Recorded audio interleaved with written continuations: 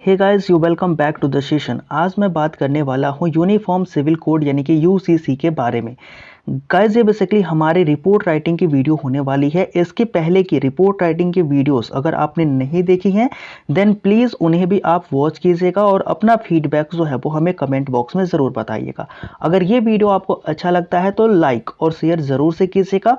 तो वीडियो को हम करते हैं शुरू। बेसिकली ये जो हमारा क्या होता है फॉर्मेट होता है, मैं जिस फॉर्मेट में लिखता हूँ ठीक है, मेन जो हमारा बोल सकते हो कंटेंट है वो यहाँ से शुरू होता है, जहाँ से आपको क्या करना है अपने रिपोर्ट राइटिंग में आप इसे ऐड कर सकते हैं। तो recently in Meena case Delhi high court appeal to the government law making body to bring uniform civil code यानी कि यूसीसी। अभी क्या हुआ था कि रिसेंटली एक केस हुआ था जो कि मीना केस के नाम से जाना जाता था। बेसिकली मीना ट्राइब क्या है, मीना ट्राइब जो है वो राजस्थान की एक ट्राइब है और इस ट्राइब में क्या हुआ था कि बोल सकते हो कि जो हमारा बोल सकते हो तलाक होने वाला था उसके ऊपर ये बेसिकली केस हुआ था। तो इस केस में क्या हुआ था कि जो दिल्ली हाई कोर्ट में जब ये केस पहुंचा तो उसमें दिल्ली हाई कोर्ट ने क्या करी, अपील करी थी गवर्नमेंट ऑफ इंडिया से और गवर्नमेंट ऑफ इंडिया के लॉ मेकिंग बॉडी से करी थी अपील कि आप क्या बना दीजिए, यूनिफॉर्म सिविल कोड यानी कि समान नागरिक संहिता आप जो है वो बना दीजिए। It is mentioned in our Indian constitutions part 4 and article 44। ये जो यूसीसी है यानी कि यूनिफॉर्म सिविल कोड जो है ये हमारे क्या है, हमारे जो कॉन्स्टिट्यूशन है, जो हमारा इंडियन कॉन्स्टिट्यूशन है उसके पार्ट 4 आर्टिकल नंबर 44 के अंदर जो है इसकी बात की गई थी।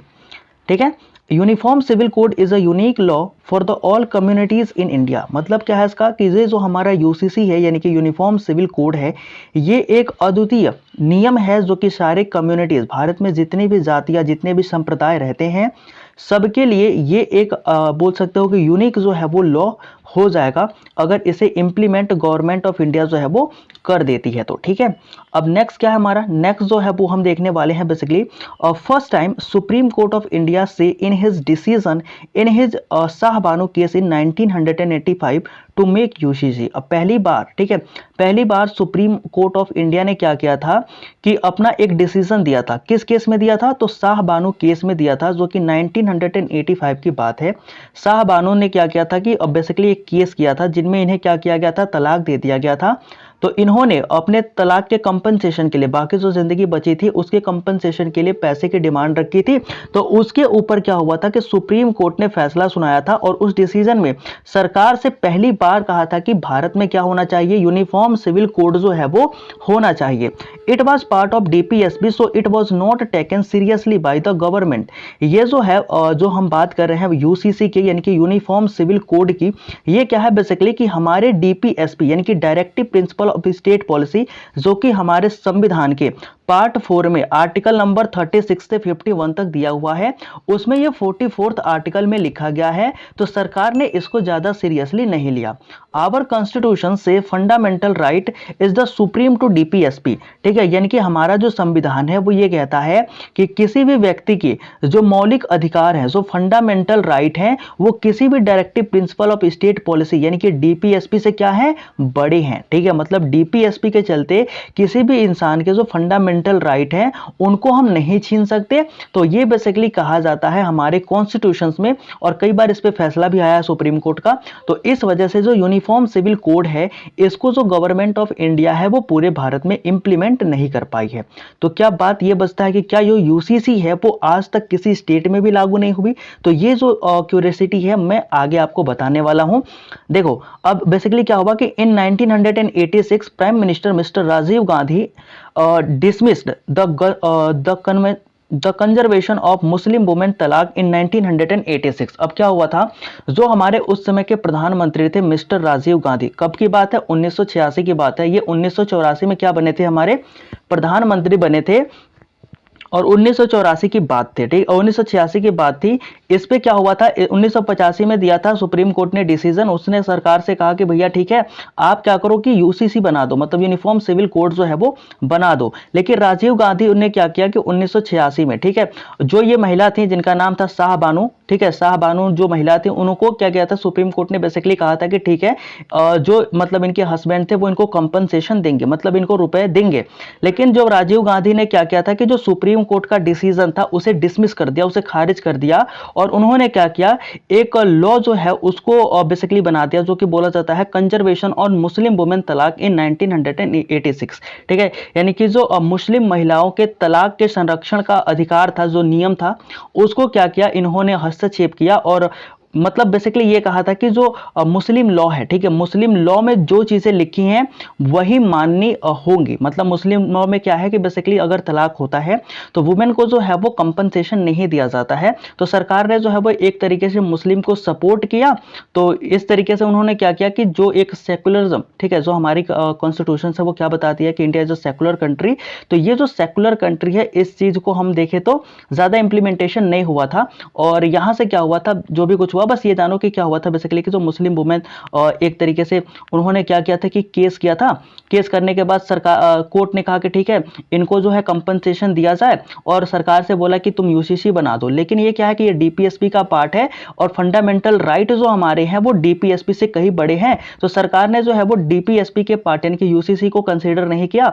और जो उस समय के हमारे प्राइम मिनिस्टर राजीव गांधी थे, जो सुप्रीम कोर्ट ने फैसला दिया था कि कंजर्वेशन ऑन मुस्लिम वुमेन तलाक इन 1986, तो उसको इन्होंने क्या किया था, अपना इस फैसले को जो है वो बदल दिया था और चेंज कर दिया था। ठीक है, अब नेक्स्ट क्या हुआ था, इन 2011 एंड 2017 यानी कि 2011 और 2017 में क्या हुआ था, and past year supreme court and other high court also demanded to the government to make UCC, but in part third, ठीक है, in part third of our Indian constitution article 25 to 28 talk about freedom of religious and it is a fundamental right, so therefore it is not implemented till now. मतलब क्या है इसका मतलब ये है कि 2011 से 2017, ठीक है, 2011 और 2017 और इसके बाद भी, मतलब इसके पहले भी सुप्रीम कोर्ट और कई सारे हाई कोर्ट जो हैं उन्होंने क्या किया है, गवर्नमेंट ऑफ इंडिया से जो है वो यूसीसी यानी कि यूनिफॉर्म सिविल कोड को बनाने की जो डिमांड है वो रखी थी। लेकिन पार्ट थर्ड में जो हमारा कॉन्स्टिट्यूशन है, पार्ट थर्ड हमारे कॉन्स्टिट्यूशन का क्या बताता है, basically article number 25 to 28 talk about freedom of religion.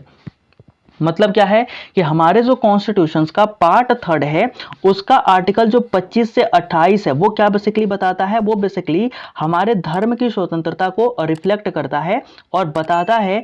इसके कारण क्या हुआ था कि हमने जो यूसीसी है उसको इंप्लीमेंट नहीं किया था।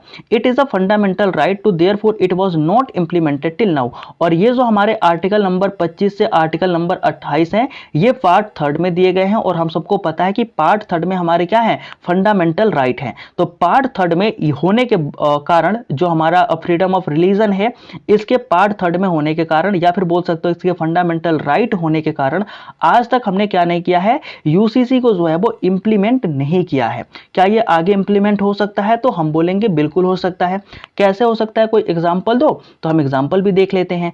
Goa is a single state in India where UCC is implemented and also the supreme court many time take references of it and say to government law making body to make a uniform civil code UCC for all over all over India same as Goa. मतलब क्या है कि जो गोवा है वो हमारे भारत का एक सिंगल स्टेट है, मतलब एक लौता राज्य है हमारे भारत का, जहां पर क्या है कि जो यूनिफॉर्म सिविल कोड है जिसे हम यूसीसी कहते हैं वो क्या है, इंप्लीमेंटेड है। जहां पर हमने देखा कि गोवा एक ऐसा राज्य है जहां पर यूनिफॉर्म सिविल कोड जो है यानी कि समान नागरिक संहिता इसको इंप्लीमेंट किया जा चुका है।